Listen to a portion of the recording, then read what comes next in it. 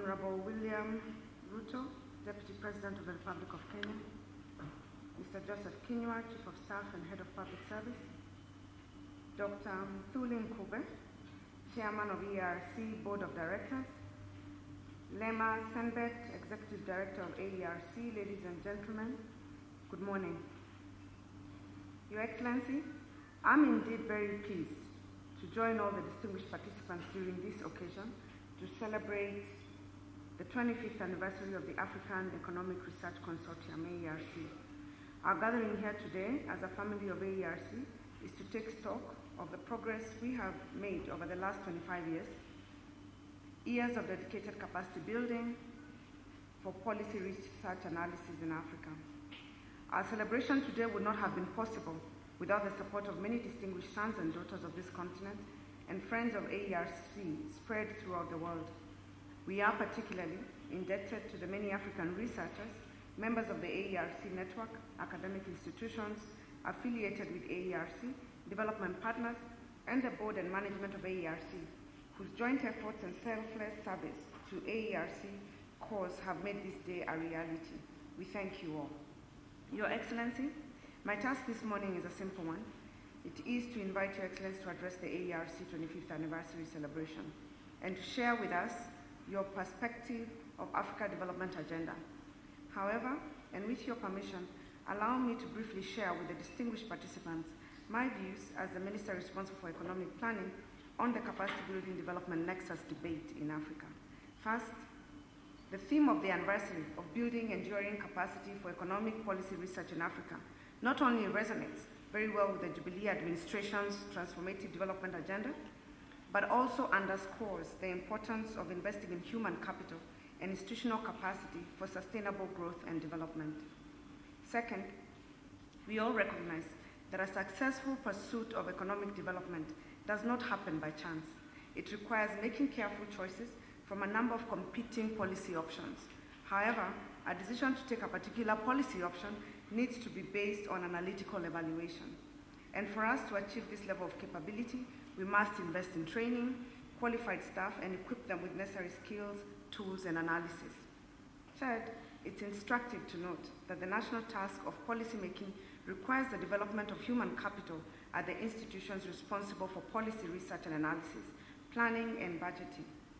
But this can be achieved only if such an initiative is supported and carried out in collaboration with the local and international research and capacity building institutions, of which AERC has demonstrated excellent results. Fourth, Africa is in no doubt appreciative of the important role played by AERC in capacity building for sustainable development.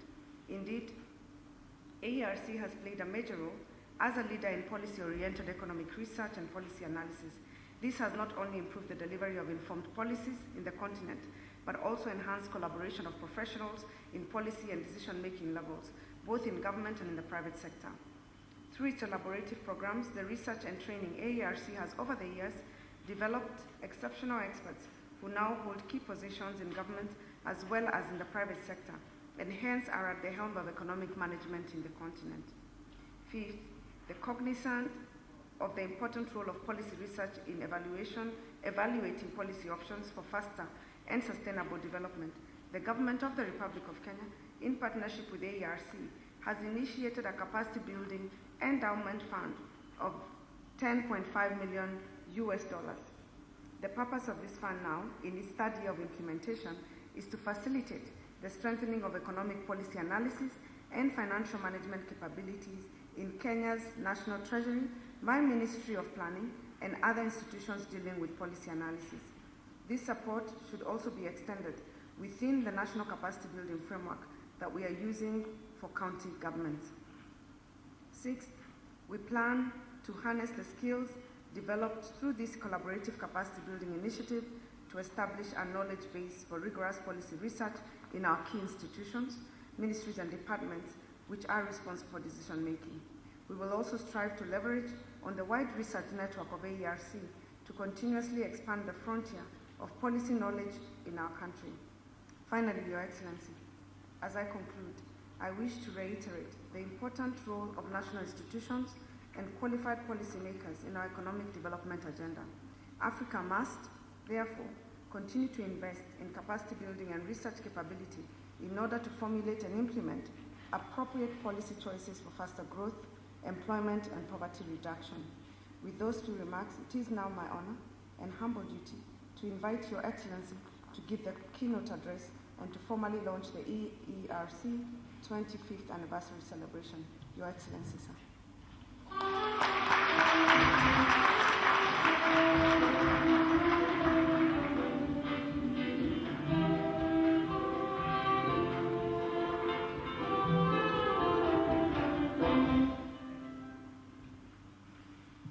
Thank you very much, Madam Waiguru. Distinguished guests, ladies and gentlemen, good morning. I'm glad to be here this morning as you mark the 25th anniversary of immensely useful work in our continent. On behalf of the Government of Kenya, I extend a warm welcome to all our visitors and international delegates. Please find time to spice your official engagements here with a unique, once-in-a-lifetime experience of the charms and delights of our beautiful, magical Kenya. I will go so far as to say that you will find this country irresistible. Please feel at home in Nairobi and in Kenya. I also take this early opportunity to congratulate the Aerc for maintaining a consistent tradition of capacity building for sound economic research in Africa. In the 25 years you have dedicated your scholarship and expertise towards building the evidence base for economic policy decisions, your work is truly important to Africa. I salute your achievements and appreciate your endeavors. Ladies and gentlemen, your theme succinctly captures what our government identifies as challenges to Kenya's socio-economic transformation. The thrust of the Jubilee Manifesto is shared prosperity. Your theme, growth, employment, and poverty reduction in Africa, lessons and policy implications traverse all the important dimensions of shared prosperity. I therefore look forward to considering and drawing from the insights that your meeting will generate. Development and prosperity can be fraught undertakings, not least because beyond a certain level, inequality can and does make wealth seem obscene. Understandably, critics of traditional development models assail discourse on development as an exclusive discussion of the privileged.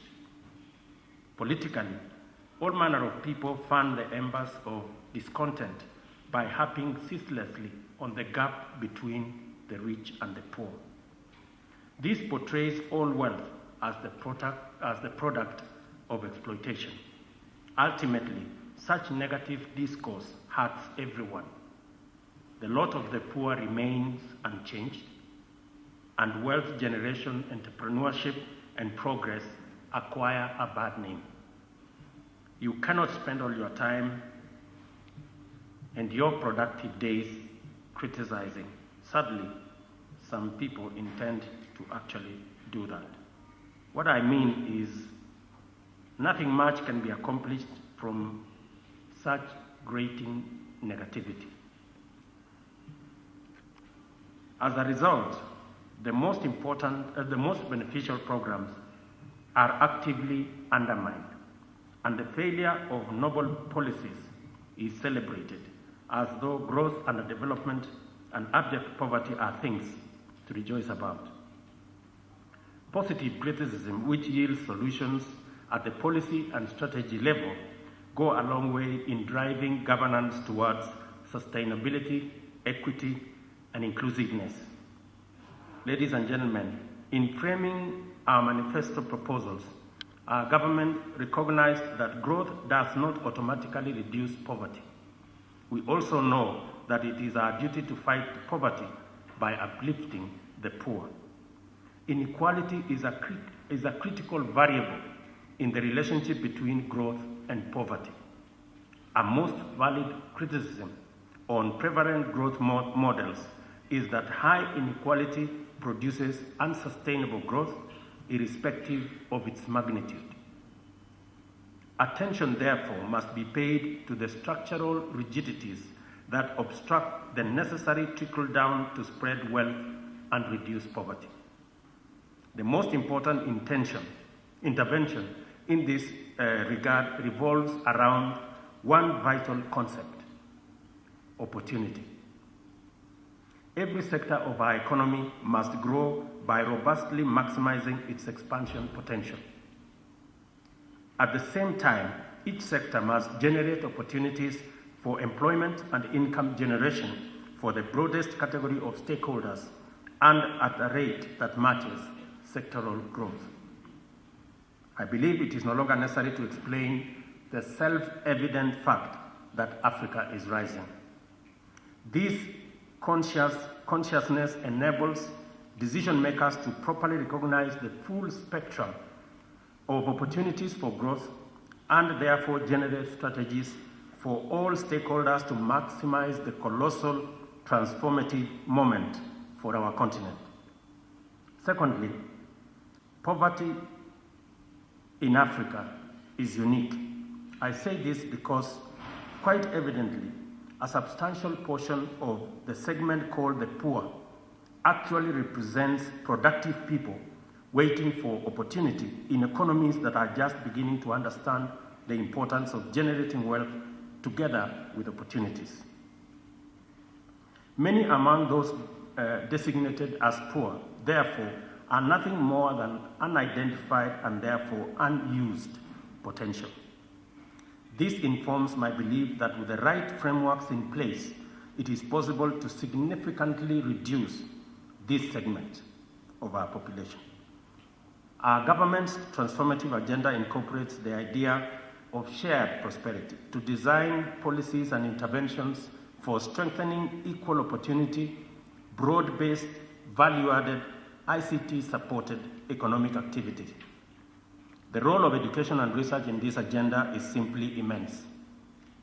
Our aim is to generate wealth and employment, take our trade balance to the next level, significantly reduce poverty, and usher Kenya into the league of middle-income industrialized nations. We know this is possible. All I want to know is when. Will important stakeholders like Aerc come on board as partners and as our strategists? Ladies and gentlemen, most people in Africa are involved in agriculture. Agriculture still presents the single most important focus for poverty reduction efforts. Household surveys show that higher levels of education confer huge marginal income returns. This offers us a two-pronged opportunity. Focusing on education beyond primary level is a direct alleviator of poverty. Moreover, an education that pays attention to agricultural transformation as well as health issues tremendously boosts rural productivity and therefore earnings. Our government has designed policies to achieve this objective and is currently executing various strategies and initiatives in that regard. Time is of the essence, however, and our transformative agenda has a singular urgency to it. Income diversification in rural communities is an important priority for our government. We want to expand the infrastructure to connect all our communities to markets and at the same time intensify the framework for national integration and the elimination of ethnic and gender discrimination.